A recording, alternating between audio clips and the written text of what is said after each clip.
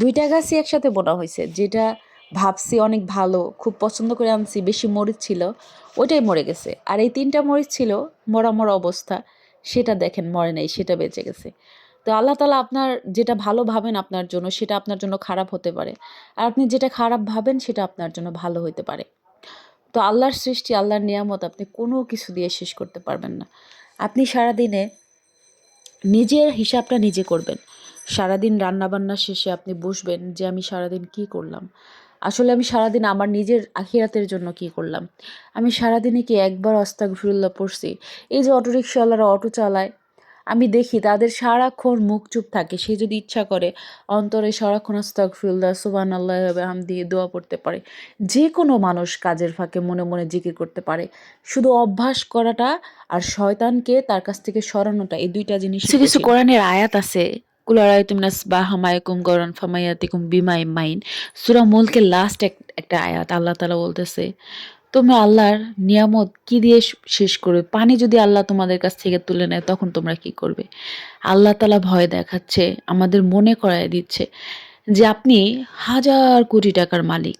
কিন্তু আপনার যদি পানি ছাড়া রাখে যে পানি তৈরি করে খাও, আপনি শেষ। আপনার আর বাঁচার কোনো ইচ্ছা নাই, সম্ভাবনা কিছুই থাকবে না।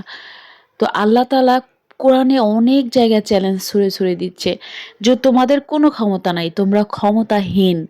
কিন্তু আমরা আসলে ইংরেজি পড়ি, বিসিএস ক্যাডার, একেকজন অনেক বিদ্বান। কিন্তু কোরআনের বাংলা অর্থটা কেউ পড়তে চায় না। কোরআনের সাথে ভালোবাসাটা, কারোর সম্পর্কটা গড়ে তুলি না। সময় নাই, সময় অল্প। কিন্তু আসলে আমাদের প্রত্যেকটা মুসলমানের, অন্যান্য বই পড়ুক বা না পড়ুক, প্রত্যেকটা মুসলমানের উচিত আগে কোরআন পড়া। কোরআনে আল্লাহ তাআলা তাকে কি আদেশ করছে সে অনুযায়ী তাকে চলার চেষ্টা করা। সে আজকাল প্রতিদিন চেষ্টা করতে, করতে আল্লাহ তাআলা এক সময় না এক সময় তাকে চলার ওই পরিস্থিতি করে দিবে। কিন্তু আপনাকে আশা রাখতে হবে। আচ্ছা, আমাদের দেশে ধরেন শাকসবজি যে পরিমাণ আল্লাহ তাআলা দিছে, মানুষের যদি সব খাবার শেষ হয়ে যায়, এই লতাপাতা কুড়িয়েও কিন্তু মানুষ ২-১ দিন বেঁচে থাকতে পারবে। আল্লাহ তাআলা মানুষের বাঁচার জন্য কত সুন্দর করে পৃথিবীটাকে সৃষ্টি করছে। আর যত গজব, এগুলো আমাদের হাতের কামাই। আমরা গুনাহ করি আর সে পাপের ফল আমরা পাই। কিন্তু আমরা বুঝি না, আমরা মনে রাখতে পারি না।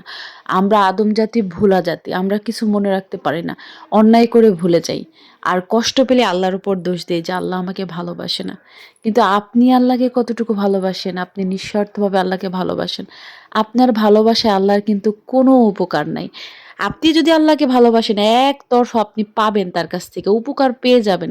সে কিন্তু আপনার কাছ থেকে কিছু পাবে না। তার কোনো ক্ষতিও নাই, তার কোনো লাভও নাই। কিন্তু সে আপনার ভালোর জন্য চায় যে আপনি তার ইবাদত করেন, তার দিকে ফিরে আসেন। এতে আপনি নাজাত পাবেন। পৃথিবীর সব উল্টে যাক, আল্লাহকে ভালোবাসেন।